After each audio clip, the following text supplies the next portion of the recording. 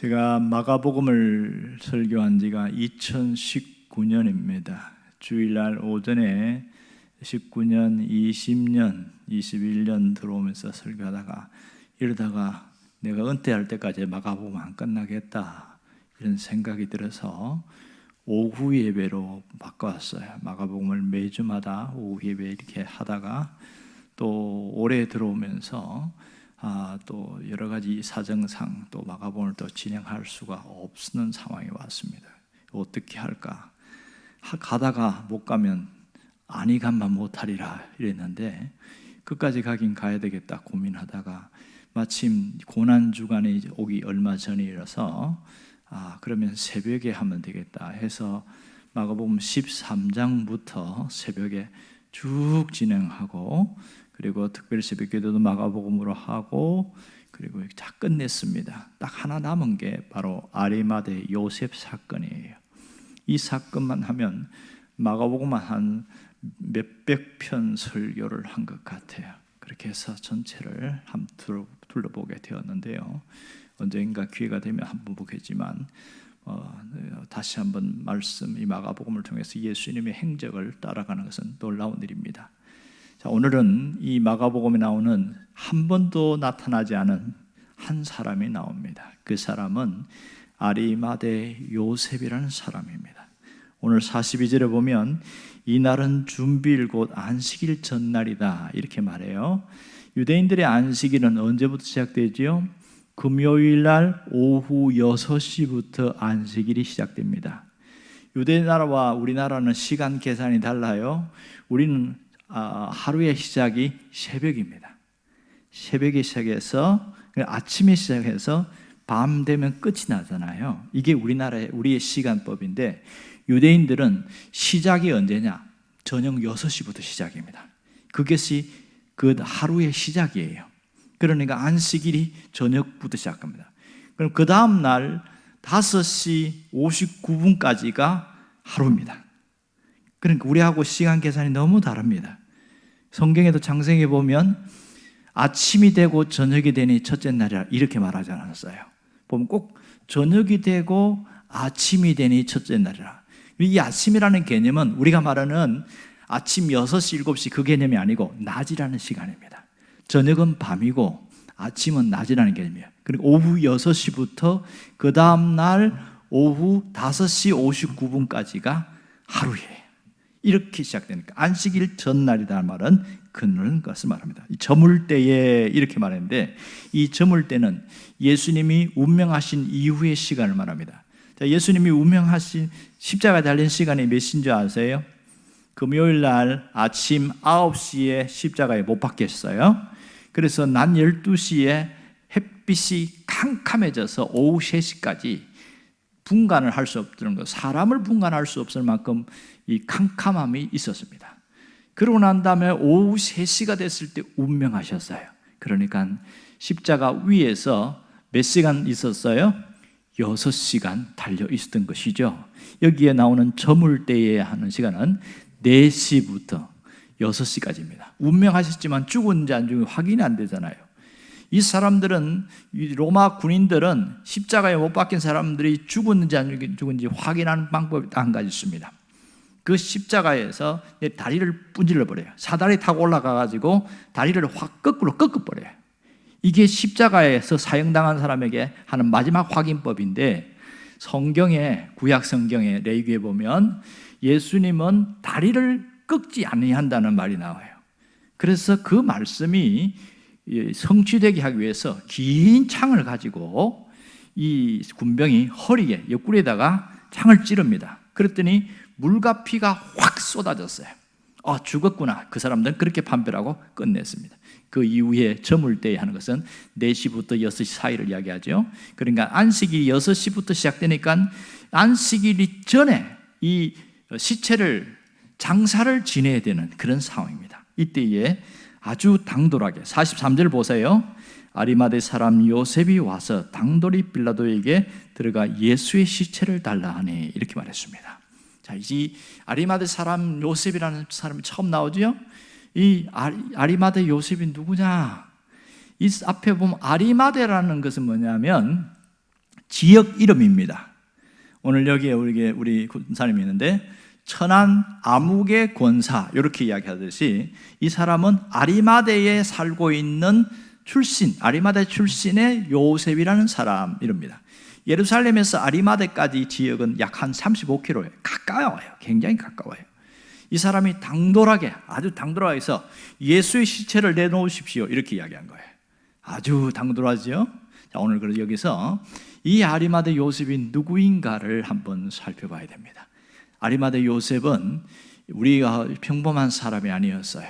그는 산헤드린 공회원이었습니다. 산헤드린 공회원, 우리 식으로 말하면 국회의원입니다. 우리 국회의원이 지금 보면 약 한 300명이 되잖아요. 근데 산헤드린 공회원은 70명으로 구성되어 있고 의장까지 하면 71명 이렇게 구성되어 있습니다. 그러니까 공회원이니까 최고 엘리트 계층이죠. 이런 사람이 예수의 제자가 됐다는 게 놀라운 특징입니다. 여기는 안 나오집니다만 요한복음 19장에 보면 예수의 제자라는 말이 정확하게 나옵니다. 그러니까 자기는 공회원인데 예수의 제자였어요. 그런데 왜 몰랐느냐? 공개적으로 드러낼 수가 없는 거예요. 공개적으로 드러내면 그들은 공회원인데 국회의원직에서 잘립니다. 바로 잘립니다.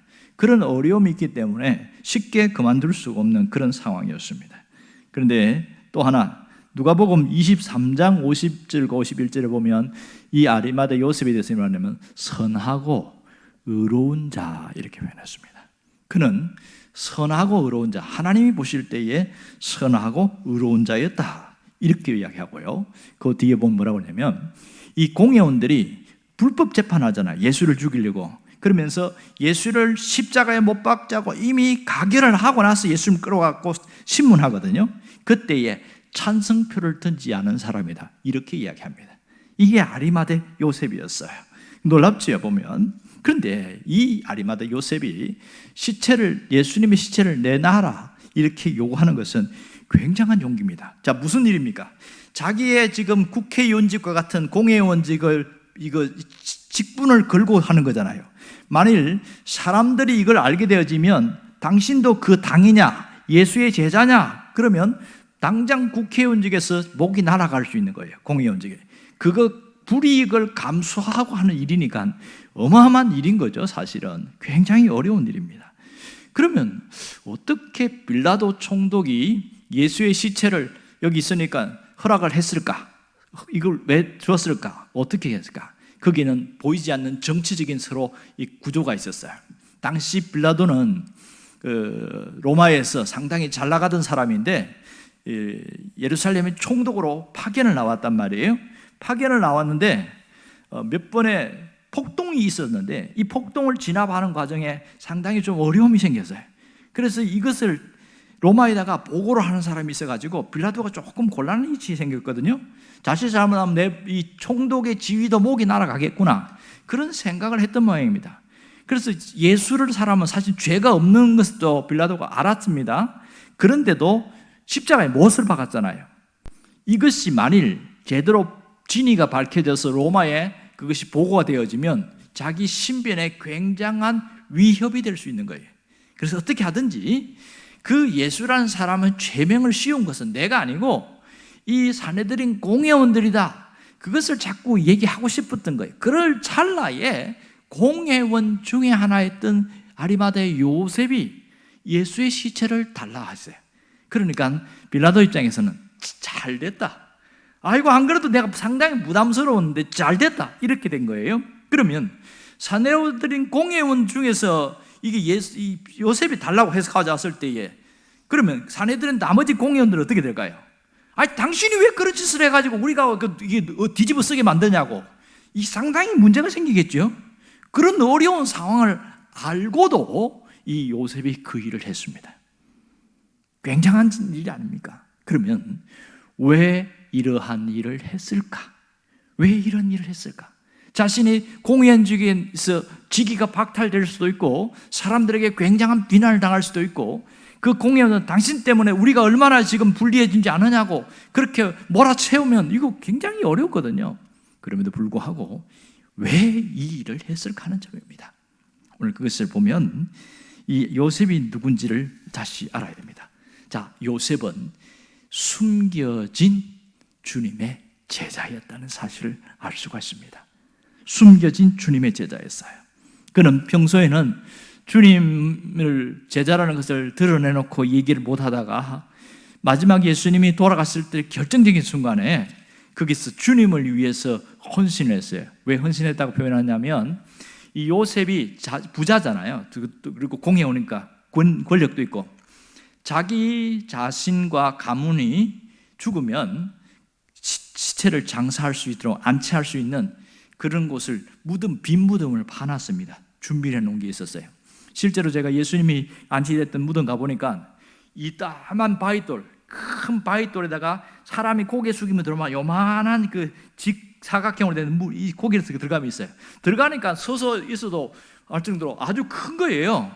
한 5명이 그 안에 들어갔어도 전혀 문제가 없을 정도로 바위인데 그걸 다 파낸 겁니다. 그리고 바닥에다가 움푹 패기해갖고 이렇게 패냈어요. 거기가 빈 무덤이에요. 그러니까 돌을 파낸 거죠. 돈 있는 사람이니까 이렇게 해낼 수 있는 겁니다. 한 번도 누군가 죽은 사람을 안치한 곳이 아닌 빈 무덤이었던 거죠. 거기에 예수님을 갖다가 넣습니다. 자, 예수님이 시체 여기 안치됐어요. 우리는 예수님 부활했다는 거 알지만 그러면 이 무덤을 쓸 수 있어요? 못 써요? 못 씁니다. 그것 한다고 엄청난 돈이 들었겠지요. 그러니까 주님을 위해서 헌신한 자다 이렇게 말을 하는 겁니다. 그는 자기 자신이 마지막 예수님이 결정적으로 아리마대 요셉 때문에 편안하게 시체가 안치될 수 있었던 거죠. 당시에요. 십자가에 못 박은 사람들은 다 악한 자들, 흉악한 자들을 형벌을 마땅히 받아야 될 자로 생각해서 어떻게 하냐면 공동묘지가 있습니다. 유대 가보니까 그 공동묘지가 있는데 그 십자가에서 내려온 사람들을 그냥 시체를 집어 던지는 거예요. 많은 무덤 하나 그래서 던지듯이. 그리고 나서 횟가루 같은 거 싹 뿌립니다. 냄새 안 나게. 이렇게 하는 거예요. 그렇게 일반적으로 그렇게 해서 던지든지 어떤 경우는 시체를 안 내립니다. 그러면 지나가던 독수리가 와가지고 시체를 뜯어먹어요. 눈도 빠먹고 몸도 막 뜯어먹고 이렇게 해서 잔인하게 사람들이 이 시체조차도 이 끔찍하게 만드는 게 이게 십자가입니다. 이게 만일 아리마대 요셉이 그 무덤을 안치하기 위해서 하지 않았다면 예수님도 끔찍하게 그런 버려진 자들처럼 공동묘지에 시체가 던져질 수도 있는 그런 상황이 되어버린 겁니다. 여러분 생각해 보세요. 예수님 만일 아리마대 요셉의 헌신이 없이 예수님의 시체가 공동묘지에 던져졌어요. 그럼 예수님 부활했다고 할 때 그 사람 믿어줄까요? 이거 어떻게 생각하세요? 시체 공동묘지에 던져놨는데 예수님 부활했어요. 보니까 없어. 그러면 무슨 생각이에요? 부활했다고 믿어요? 시체를 훔쳐갔다고 믿어요? 100% 훔쳐갔다고 믿죠. 이거 제자들이 와서 훔쳐간 거지 부활한 거 어떻게 증명할 수 있냐? 시체 없어진데 훔쳐간 거지 이렇게 된 겁니다. 그런데 그 당시에 아리마대 요셉의 그 안치했던 그 무덤은 큰 돌로 돼 있잖아요. 그러니까 시체를 안치한 다음에 큰 돌, 장정 4명이 밀어야 바위가 굴러갑니다. 우리가 말하는 물레방아처럼 생긴 그 큰 돌을 갖고 딱 붙여놓고 거기다가 몰타를 갖고 붙여놔요. 냄새 안 나게끔. 그리고 봉인을 딱 했습니다. 빌라도의 최후 봉인. 뜯으면 바로 그 사람은 끌려가게. 그렇게 했는데 안에서 살아난 사람 밀고 나온다? 가능합니까? 불가능합니까? 불가능한 일이에요. 그 밖에서 밀어내야 4명의 장정이 억지로 밀어내야 겨우 굴러가게 돼 있는 돌이에요. 그런 데를 예수님이 부활하시니까 자 아리마대 요셉의 그 무덤에 안치됐기 때문에 거기서 부활한 것이 증명이 되고 예수님 혼자 계셨잖아요. 그리고 세마포가 개켜가지고 이렇게 얌전히 있습니다. 우리는 수의를 입지 않습니까? 그렇죠? 머리부터 발까지 수의를 입어요. 유대인들은 수의가 아니고 세마포입니다. 쉽게 말하면 우리가 말하면 돌아가신 분들에게 대형 붕대로 칭칭 감는 거예요. 이렇게 이게 수의예요. 그들의 수의. 그런데 몸만 싹 빠져나왔어요. 그러면 붕대가 얌전히 있는 상태로 있는 거예요. 이렇게 개켜 있다는 거예요. 희한한 일이죠. 있을 수 없는 일이죠, 이게. 그러면 붕대가 막 흐트러지고 흥크러져 있어야 되잖아요. 누군가 풀었다면. 근데 그런 상황이죠. 자, 오늘 우리가 주목할 것은 이 아리마대 요셉이 왜 이렇게 했냐? 그는 뭘 봤냐면 십자가를 지는 그 예수님의 모습 속에서 멀리서 자기가 지켜보면서 거기서 진짜 하나님이심에 대해서 믿었지만 확정을 하게 된 거예요. 그 십자가에서 돌아가시는 거 예수님 보면서 확정을 하면서 자기가 이렇게 있으면 안 되겠다. 그동안은 예수님을 믿는 제자로서 드러내놓고 하지 않았지만 내가 주님의 제자인 것을 드러내겠다는 그 마음에 뜨거운 마음이 생긴 거예요. 내가 공의의 직에 박탈될 수도 있고 불이익을 당할 수도 있지만 내가 마지막 주님의 시신을 거두는 일은 내가 해야 되겠다. 그렇게 하고 나서는데 요한복음 19장에 보면 아리마대 요셉이 함께 가는데 누가 따라오냐면 니고데모가 따라옵니다. 니고데모가 누군지 아세요? 요한복음 3장에 보면 니고데모가 나오잖아요. 처음에 밤에 찾아와갖고 이 선생님은 하늘에서 오신 분인 줄 저는 압니다. 이렇게 할 때에 예수님과 대화하는데 아주 수준 높은 대화를 하잖아요. 무슨 대화입니까? 네가 거듭나야 하리라. 예? 2번 태어나야 안 된다 이렇게 말하니까 아니 사람이 어떻게 2번 태어나요? 어머니 뱃속에 내가 이 나이 늙은 몸으로 어떻게 들어갔다 다시 나옵니까? 이렇게 이야기한 거예요. 이 똑똑한 니고데모가. 그러니까 예수님 뭐라냐면 사람이 거듭나지 아니하면 하나님 나라를 갈 수가 없다. 이게 이 니고데모가 엄청 충격을 받은 거예요. 이게 그때 거듭남이 뭐예요? 영적으로 거듭나는 거 이야기하는 거예요. 한 번 태어나는 거는 부모를 통해서 우리가 태어나는 거. 두 번째는 영적으로 태어나는 걸 이야기하는 거예요. 나중에 니고데모가 이걸 깨달은 거예요. 그러고 나서 니고데모가 성경에 3번 나오는데 한 번은 예수님과 밤의 만남이고 두 번째는 공회원들끼리의 논쟁이 있었어요. 예수라는 사람에 대해서 저 사람 저거 이단 아니냐? 저 사람 문제 있는 사람 아니냐? 막 그럴 때 니고데모가 벌떡 일어나가지고 이 사람이 행한 일을 보라. 그가 잘못한 게 뭐가 있냐면서 막 설전을 벌이는 게 성경에 나옵니다. 이게 두 번째고요. 세 번째는 오늘 이 아리마대 요셉하고 이 예수님의 시체를 달라고 할 때 그 시체를 받아가지고 같이 안장을 할 때 함께 했던 사람입니다. 그러니까 니고데모와 아리마대 요셉은 둘 다 공회원인데 마지막 죽음 앞에서 자신의 신분을 드러낸 거예요. 예수님의 제자라는 신분을 당당하게 드러내고 그렇게 했던 모습을 성경이 보여주고 있습니다. 오늘 여기서 우리에게 주시는 교훈은 정확합니다. 우리도 이 두 사람처럼 그런 신앙의 모습을 가지기를 원한다는 것이죠. 이들의 신앙의 모습이 뭐예요? 더 이상 숨기는 그리스도인으로 살지 말자는 거예요. 내가 불이익을 당하고 내가 손해를 당하고 내가 어려움을 당하고 그것 때문에 예수 안 믿는 사람인 척하고 살아가는 숨기는 자로 살지 말고 나 예수 믿는 사람이야 이렇게 당당히 내세우는 자가 되라는 겁니다. 그것을 그리스도를 자랑하는 것, 예수 믿는 것을 자랑하는 사람이 되라는 거죠. 공개하는 신자, 이것이 요셉을 통해서 우리에게 보여주는 메시지입니다. 지금도 교회에 다니면서 숨겨진 자로 살아가는 사람이 상당히 많습니다. 교회 안에서는 어떤 분은 오래 믿어서 안수집사도 되고 어떤 분은 여자분은 권사도 되고 이렇게 하는데 교회 밖에 나가면 누군지 모르게 숨기는 분이 있어요. 어쩔 수 없이 그런 경우도 있기도 하고요. 특히 남자들 같은 경우에 직장 생활하면서 잘 드러내지 못하는 경우가 있습니다. 특히 회사의 사장이 아주 열렬한 불교 신자 같은 경우에는 이게 드러내면 잘려버릴 수도 있는 그런 상황이 되니까 나타내지 못하는 그런 일들이 종종 생기는 경우도 있습니다.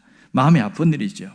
그러니까 지금도 요셉같이 자신이 믿는 신앙에 대해서 이렇게 드러내지 못하고 살아가는 사람들이 있더라는 거예요. 그런데 교회가 어려움에 당하고 또 힘든 일 때 그들이 앞장서서 나서는 사람이 있어요.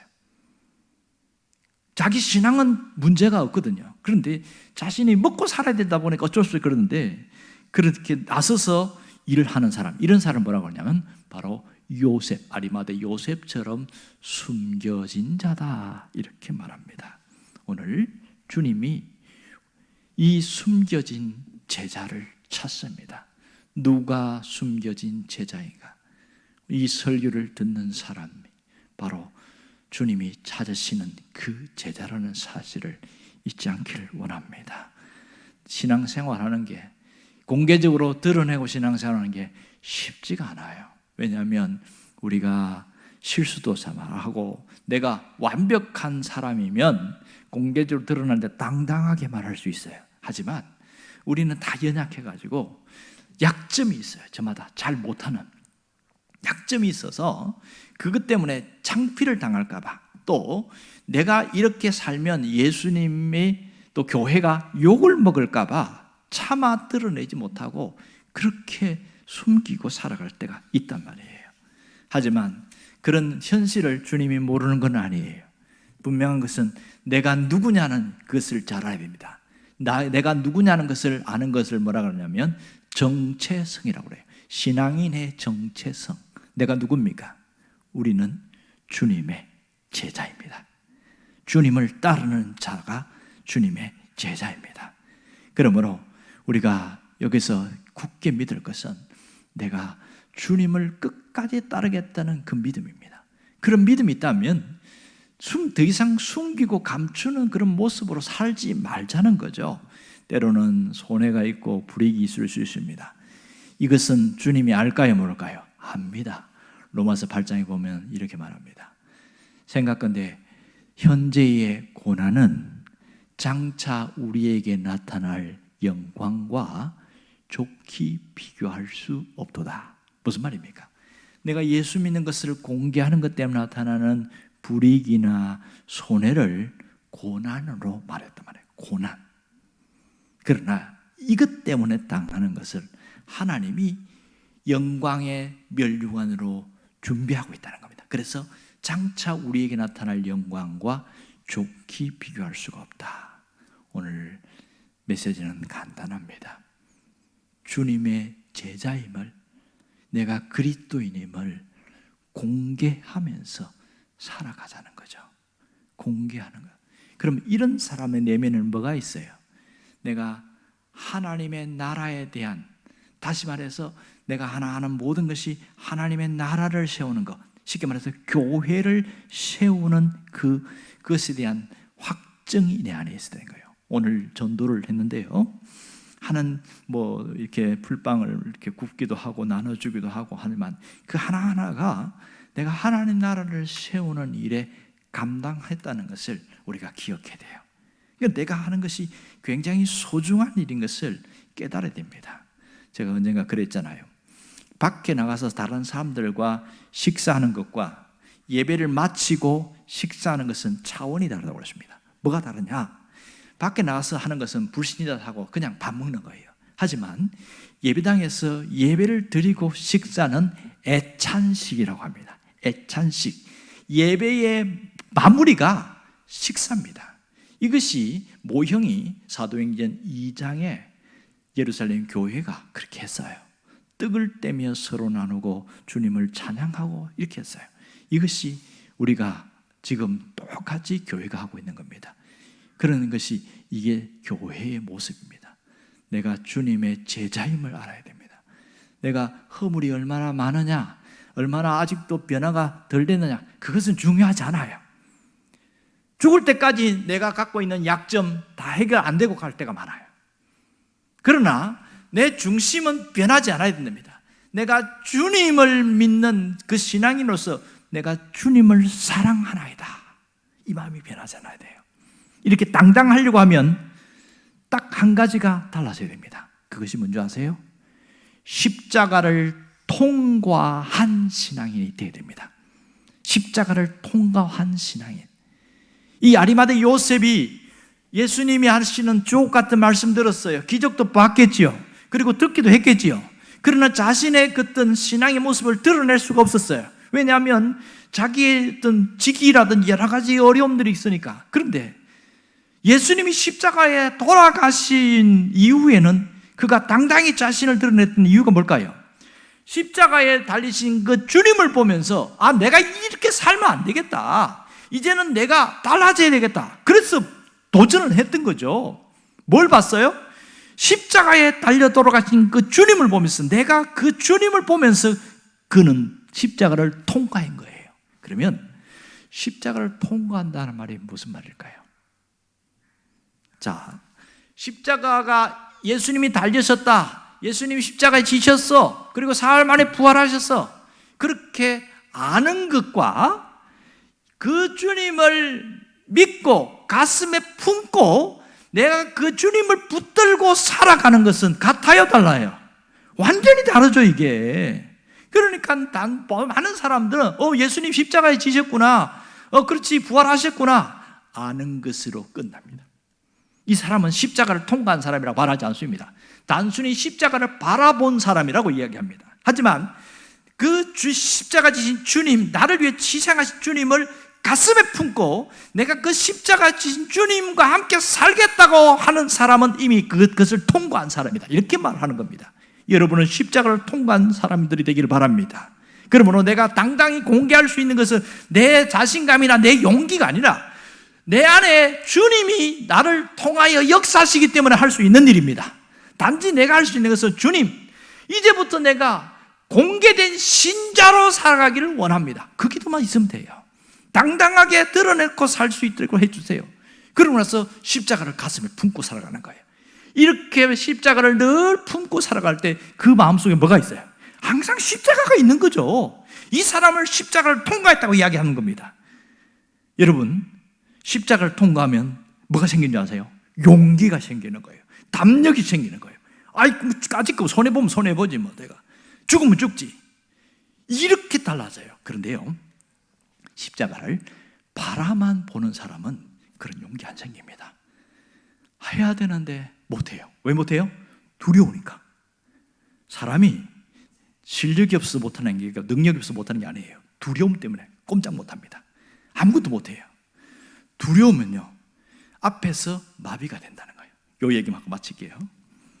자, 고양이가 쥐를 몰아요. 근데 고양이가 배가 불러. 이 쥐를 잡아먹고 싶은 마음이 없어. 그럴 때 어떻게 하는지 아세요? 갖고 놉니다. 갖고 놀아요. 이렇게 툭 치고 저렇게 툭 치고, 그래갖고 막 이리도 몰고 저러면 얘는 막 살려고 막 열도 도망갔다 저렇게 도망갔다 구석에 막 도망갔다 막 이렇게 하는데, 두 종류가 있대요. 고양이가 이렇게 물끄러미 이렇게 쳐다본답니다. 쳐다보면 그 고양이 그 큰 눈을 보면서 바르르 떨고 딱 굳어지는 이 쥐가 있대요. 실제로 몸이 굳어진다는 거예요. 아무것도 못해. 빳빳이 굳어가지고 고양이 이렇게 달로 탁 치면 몸이 굳어가지고 때르르 굴러간다는 거야. 이게 그런 쥐가 있대요. 이게 너무 두려움이 크니까 굳어버린대. 그런데요, 어떤 이 쥐들은 자꾸 툭툭 치니까 딱 느낌이 머리가 돌아가잖아요. 잡아먹으려고 하는 게 아니네. 이때에 이 고양이 하면서 갑자기 쥐가 달라든다는 거예요. 그럼 화들짝 놀라는 거예요. 이게 뭐야 이거. 쥐 앞에 고양이가 놀래가지고 순간 피하잖아요. 싹 도망간다는 겁니다. 그런 쥐가 있다는 거예요. 무엇이 그렇게 바꿨을까요? 두려움이냐, 담대한 용기냐. 어떻게 고양이 앞에서 쥐가 달라들 생각할 수 있겠어요? 불가능한 일이죠. 여러분, 세상은 거대하게 보이고요, 무섭게 보여요. 그리고 우리를 위협하는 사람들은 너무 크게 보여요. 그래서 우리에게 두려움이 확 밀려옵니다. 두려워지면 굳어진 쥐처럼 꼼짝을 못합니다. 기도해야 되는데 기도 생각은 있어요. 못해요. 나 예배 드리러 가야 되는데 못해요. 왜? 두려움이 자기가 밀려오니까 아무것도 못하게 만드는 거예요. 그러니까 막 오만 상상을 다 하고, 그래서 무너지는 겁니다. 하지만 십자가를 통과한 사람들은요, 그 두려움을 뛰어넘습니다. 그 두려움이 있지만 두려움을 이겨서 담대함으로 완전히 바뀌어버려요. 용기가 생기는 거예요. 자기가 가진 용기일까요? 아니죠. 내가 십자가를 끝까지 가슴에 품고 살아가니까 주님이 내 안에서 강력한 힘을 줬습니다. 그래서 내가 공개할 수 있는 거예요. 나 예수 믿는 사람이야. 나 예수 믿는 사람이야. 담대하게 드러낼 수 있는 겁니다. 아이고, 니까지 이게 무슨 예수를 믿는다고. 그래도 담대할 수 있는 거예요. 니까지 그렇게 화나더라도 그래도 나를 주님이 받아주셨으니까 나 괜찮아. 하나님이 괜찮다고 하는데 뭘 누가 걱정을 하겠어요? 그렇죠? 우리는 스스로 위축되고 스스로 우리를 메뚜기처럼 생각하고 스스로 작게 여깁니다. 이제는 내 안에 계신 주님만 의지하면 됩니다. 내 안에 계신 주님만 바라보면 됩니다. 나를 바라보지 말고 누구를 바라봅니까? 내 안에 계신 주님을 바라보고 담대하게 나갈 수 있기를 바랍니다. 담대하게 공개할 수 있기를 바랍니다. 그럴 때 우리를 통해 주님이 놀랍게 역사하십니다. 여러분은 그런 주인공이 될 수 있습니다. 그렇게 살기를 바랍니다. 기도하겠습니다.